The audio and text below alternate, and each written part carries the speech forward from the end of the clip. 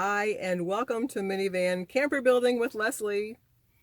Today, following up on things we would change after living in this minivan camper for 7 months full-time.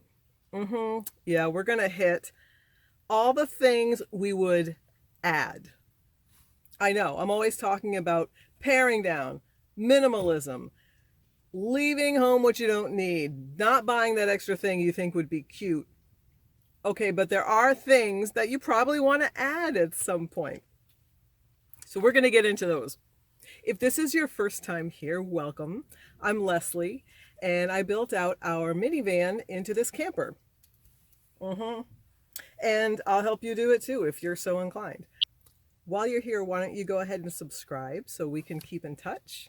I try to answer every question that I possibly can about doing your build, so get in that comment section there and ask anything, whatever. I will get back to you and I will try my best to help you build out your van. So the things we would add after living in this camper for 7 months full-time. The first is, believe it or not, a signal booster. That's one thing that I kind of fantasizing about, having signal all the time. Why? And it's not because I want to check like Instagram every 5 minutes. It's because we rented out our house as an Airbnb while we're away. So that's what's helping fund this lifestyle. If a guest has a question or a problem, or if there's something I need to handle right away, I want to be able to know about it. So some of my worst fears are being somewhere where there's no signal and somebody has an urgent problem and I can't help them. So maybe it's just my years of being in the hospitality business. I think that that's a huge letdown for somebody, and I don't want to be that girl that lets somebody down. Yes, renting out the house as an Airbnb has been a really cool adventure. And if you're interested in learning about how we do that, then just let me know in the comments and I'll put together a little something for you. Okay, the next thing that I would add is power. I know that originally the whole idea was we don't really need power, we're fine, but things have changed. We're doing videos on the road now, and that takes power, obviously. We're working with a little tablet. It doesn't have much battery life. It's kind of an old tablet, to be honest. So I think that adding some kind of power setup would be a big benefit. The third thing that I definitely want to add is some kind of lift kit to this bad boy. I want some height. I want to be able to go off-road. We've gone off-road. We've gone on gravel roads. We've gone on dirt roads. Not felt very confident or comfortable on any of them. And as a matter of fact, in some state park somewhere, I think in Pennsylvania, we busted a strut. So, and those aren't cheap. So yeah, ideally we could lift this whole thing a couple of inches, maybe put some real badass tires on it. However, I do understand that once you lift a vehicle, that there are a lot of other things in play. Maybe there are changes you need to make to the brake system or transmission or something. I don't know. If you do know, maybe you could drop me a little, info in the comments, because I'd be very curious what I would want to look out for if we do a lift kit in her. I would love it, but I also want to feel safe and that we're having it done the right way. I also live in fear that we might bring it to somebody who doesn't know what they're doing and says, sure, we'll put a lift kit in, and it turns out to be a disaster. So we don't want that either, of course. Anyway, if you know anything about lift kits, please drop me a little note. Thanks. The next thing this is really important. We are doing this for sure, like now. A bike rack, okay? We have a bike rack, yes. And the bike rack is pretty much built for when we're at home taking the bikes out, going on a day trip, doing our thing. That's great. That works great. However, it's a minivan, and so our bike rack sits on the lift gate, whatever you call that thing that lifts up, the lift gate in the back. Perfect for doing a day trip.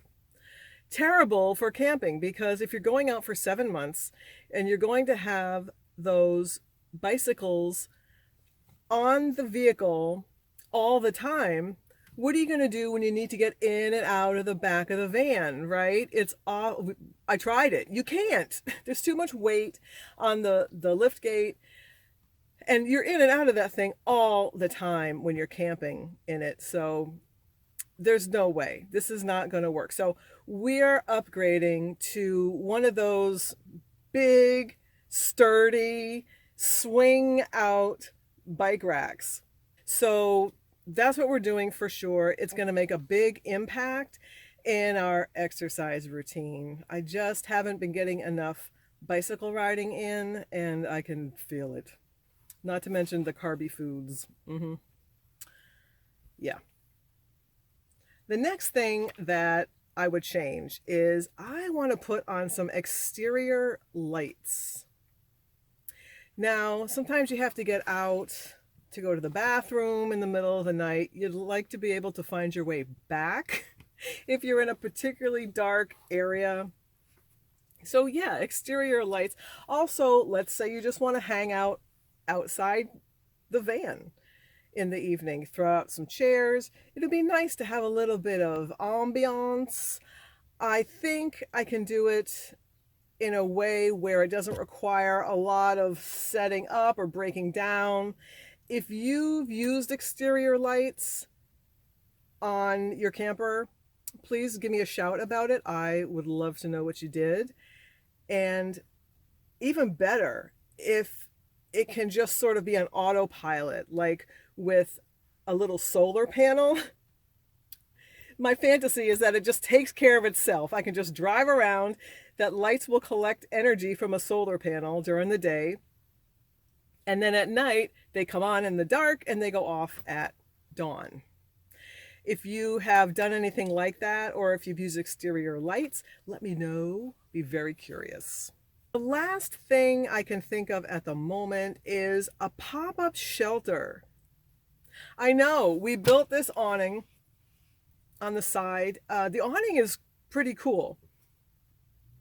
And it works for when you arrive at a campsite, when there's sunlight coming from directly above.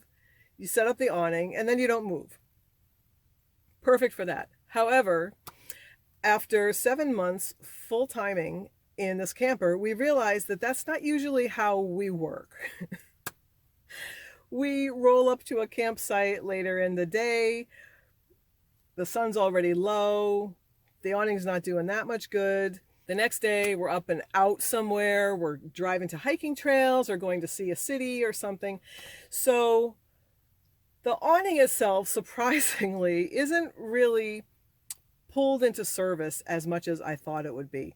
Something like a pop-up shelter, a screened-in shelter, might be a little bit nicer. It'll be something that we could use, number one, to keep out bugs if we just want to hang out somewhere and it's kind of buggy. Number two, yes, it would give some protection from the sun. It also would create like a separate room, you know, like a little space where sometimes you just need some space to go read a book or something. Just, it will expand. I believe it would expand our camping footprint to give us some room to stretch out and sort of enjoy wherever we are, wherever we're camping. Yeah. And another benefit is that I think a pop-up shelter would do really well for establishing our camp spot. Do you know what I mean? You drive up and you want to establish that you're there instead of just putting out a camp chair or two. Having a pop-up shelter looks like somebody's there, you know? There's like, they didn't just leave something behind. I think this might be how our stove got stolen. we left the stove out on the table, and then we hopped in the van and we took off for the day.